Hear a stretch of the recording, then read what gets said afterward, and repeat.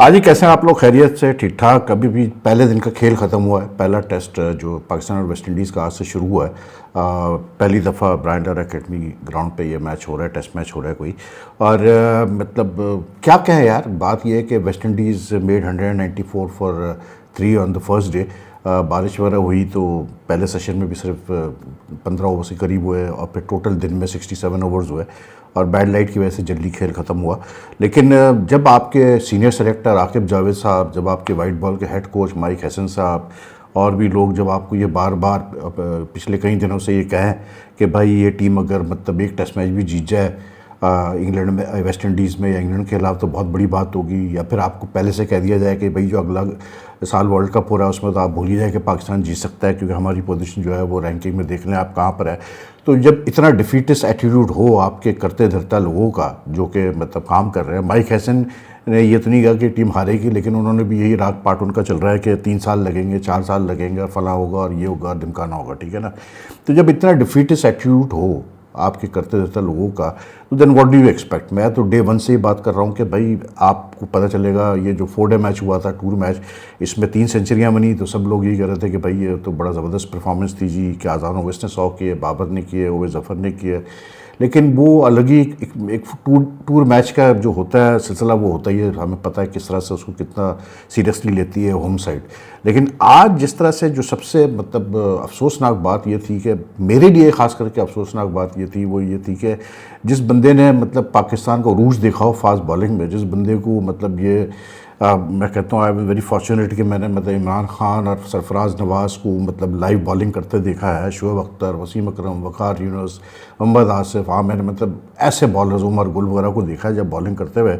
इसके अलावा भी और भी, तो जब आप ऐसे बॉलर्स को देखते हैं और आज आप देखते हैं कि यार जब वेस्ट इंडीज़ ने पहले बैटिंग का फैसला किया, तो उसके बाद हाल ये कि पहले ओवर्स में यानी कि न्यू बॉल के साथ मोहम्मद अब्बास जो आपका मेन बॉलर है, जिसको सबसे ज़्यादा ओवर्स भी करवाए, बाबर ने 19 ओवर करवाए, वो यानी कि पहले ओवर में 124 और 125 की स्पीड पे बॉलिंग कर रहा हो, तो यार फिर आप क्या एक्सपेक्ट करते हो। दूसरे एंड से खुर्रम शहजाद आता है, वो भी 130 नहीं क्रॉस कर पा रहा है, मतलब नई गेंद के साथ। यार मतलब ठीक है, मैं मानता हूँ कि क्रिकेट में ये कहीं नहीं लिखा कि फास्ट बॉलिंग मतलब you have to be an out fast bowler to be take wickets, और मतलब कम पेस वाले बॉलर्स भी विकेट्स लेते हैं। लेकिन कम पेस वाले बॉलर्स के लिए जो विकेट लेना होता है ना, वो उनके लिए बहुत ज़रूरी होता है कि पिच भी उनको थोड़ा बहुत जो है कंडीशंस और पिच जो है उनके फेवर में जाए। आज जो पिच थी जो मतलब तैयार की गई है टेस्ट मैच के लिए, I was a bit surprise कि 67 ओवर में बाबर ने सिर्फ 67 में से सिर्फ 12 ओवर करवाए अली उस्मान से, जिसका डेब्यू कराया लेफ्ट आर्म स्पिनर से।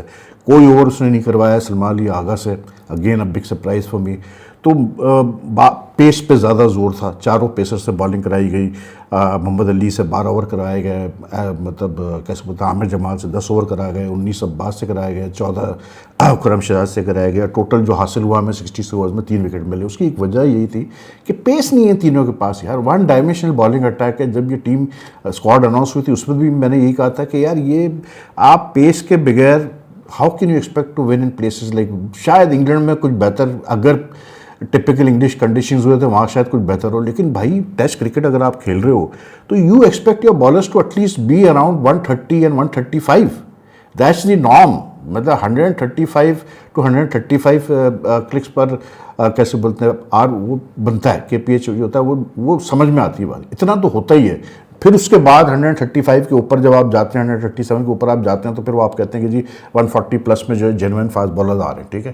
लेकिन यहाँ तो भाई पहले ओवर्स में ही नई गेंद, हार्ड गेंद, बॉल भी लैटरल मूवमेंट हो रहा है, स्विंग हल्का सीम भी कर रही है गेंद, पिच इतनी आसान भी नहीं शुरू में बैटिंग के लिए। उसके बावजूद भी अगर आपके बॉलर्स मतलब पेस नहीं जनरेट कर पा रहे हैं, तो then how, I mean I don't know यार where are cricket is going. सीधी सी बात है। ये कहना कि यार हमारे बॉलर्स नहीं है या हमारे मतलब जैसे आकिब जावेद ने कहा कि जी अगले साल हम 2 बॉलर्स आपको नज़र आएंगे जो 150 तक बॉलिंग करते हैं, मतलब यार ये क्या बातें हुई, मेरी समझ में नहीं आता। आपको इस टूर के लिए शाहिन शाह अफरीदी को ड्रॉप करने की ज़रूरत ही क्या थी भाई। वो जैसा भी था जो भी था, कम से कम भाई वो बॉलिंग करता है तो 130s में तो करता है वो। इवन फॉर द मैट, चले नसीम शाह को मैं नहीं कहता इंजरी प्रोन है, हारिस रूफ खेलना नहीं चाहता, लेकिन शाहीन शाह अफरीदी को रख लेते, किसी और को देख लेते। मतलब आप खुर्रम शहजाद, अब्बास, मोहम्मद अली और सिमिलर आमिर जमाल का एकदम से इनको ख्याल आया कि चलो जी आमिर जमाल को भी कम बैक करवाओ। आमिर जमाल साहब का 1.5 साल बाद कम बैक हो रहा है टेस्ट टीम के अंदर, और कोई ऐसी इंप्रेसिव बॉलिंग नहीं। 54 रन दिए उसने 10 ओवर में, कोई ऐसी इंप्रेसिव बॉलिंग नहीं।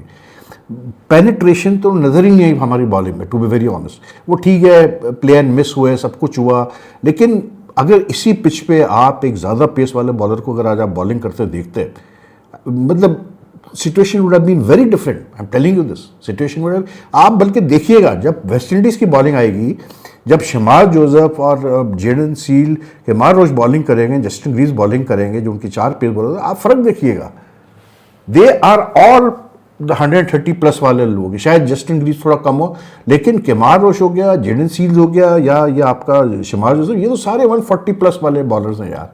तो यू नीड पेस बाबा इन टेस्ट क्रिकेट।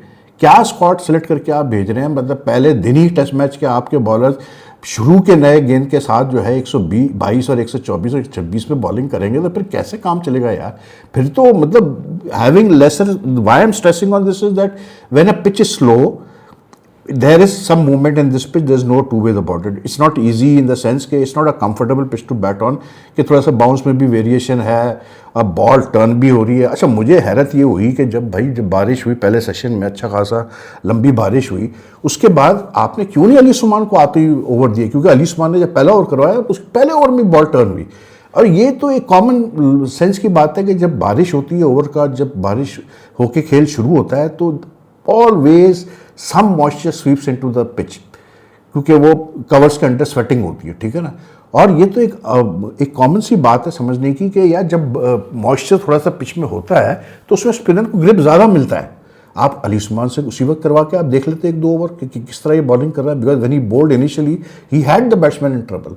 लेकिन वही टोटल, मतलब आप समझ रहे हैं कि यार 4 स्लिप लेके 124 125 की पेस पे बॉलिंग बंदा कर रहा है, और आपने 3-3 स्लिप और 4-4 स्लिप्स लिए हुए हैं। क्यों ले रहे हो भाई इतने स्लिप्स?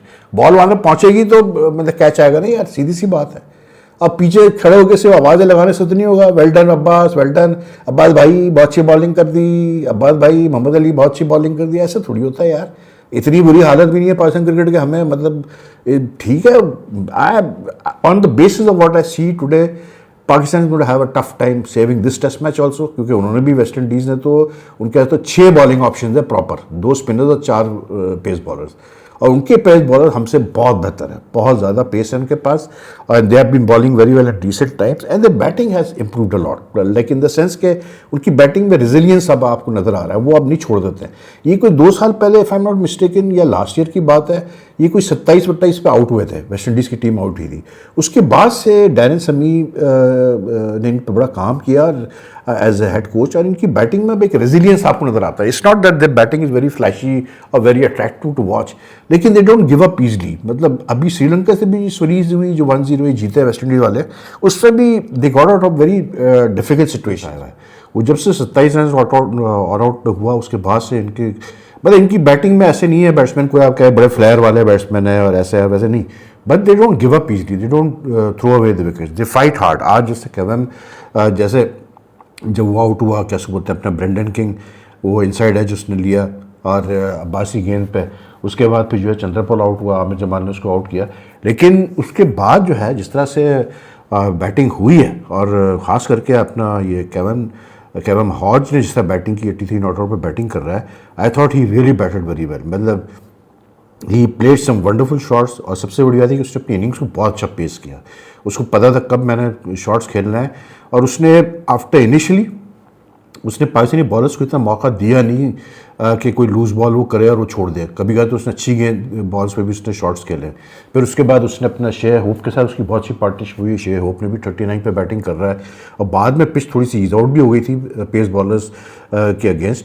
तो they have already put on 88 runs for the 4th wicket, unbeaten 88 runs. तो आगे चल के और भी इनको मतलब जो है ना पाकिस्तान को प्रॉब्लम आएगा। कल अगर पाकिस्तान के बॉलर्स कुछ कमाल करते हैं, जल्दी आउट करते हैं, अभी रेन फोरकास्ट है पूरे टेस्ट मैच में ऑन एंड ऑफ, तो it will be affected by rain. लेकिन a lot will depend how Pakistan balls tomorrow in the first session. लेकिन Pakistan very like lucky, they did a good thing by getting rid of Aamir जैंगो quickly, क्योंकि इस बंदे ने last match में double 100 किया था, उसको तो जल्दी निकाला इन्होंने। लेकिन उसके बाद जो है फिर जिस तरह से ये दोनों चिपके हैं, केवन हॉज और शे होप, आपकी बॉलिंग में वही वाला मसला कि शुरू ही जब आप 124, 126, 127 पे आप की स्पीड पे आप स्टार्ट कर रहे हो, तो आप सोचो ना कि 19 ओवर करने के बाद कि आपकी स्पीड बढ़ेगी, नीचे ही जाएगी ना यार। अब then Abbas, look at Abbas age is 36, it's not a joke यार। दीज आर ऑल थिंग्स, ये इतनी बात करते हैं डाटा और ये और वो करके, ये तो बड़ी कॉमन सेंस की बातें हैं। That is why you needed some. जब उबैद शाह को ले गए हो आप अपने साथ, मतलब तो फिर खिलाओ ना उसको यार, फिर लो उसके साथ चांस। क्या मसला क्या है, उसके चांस लेके देखते। अब क्या जरूरत थी मोहम्मद अली और अब्बास और खुर्रम शहजाद, एक टाइप के बॉलर्स को आप तीनों को खिलाओ, एक को आप थोड़ा चेंज करके देख लेते। एटलीस्ट उबैद शाह के पास थोड़ी पेस तो है तीनों से ज़्यादा, आमिर जमाल से ज़्यादा उसके पास पेस है।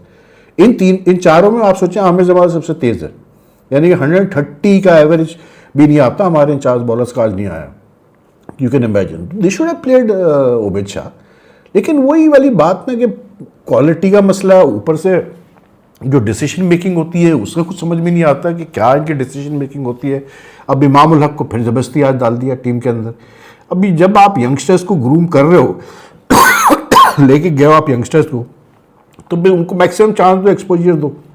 लेकिन at 194 for 3, I think West Indies on this pitch which will deteriorate going forward, जिसमें मतलब उनके पास वेस्ट इंडीज़ की पेस बॉलिंग अटैक और स्पिन अटैक को जहन में रखते हुए कि जमाल वारेकिन के खिलाफ जो है 4-डे मैच में तो खैर उन्होंने ठीक बैटिंग की, लेकिन in test matches so far whenever he has played against Pakistan he has done very well, and by that time the pitch will also be helpful. I was surprise यार अली उस्मान को इनको ज़्यादा ओवर्स कराने चाहिए थे बाबर को, लेकिन बहरहाल क्या कह सकते हैं।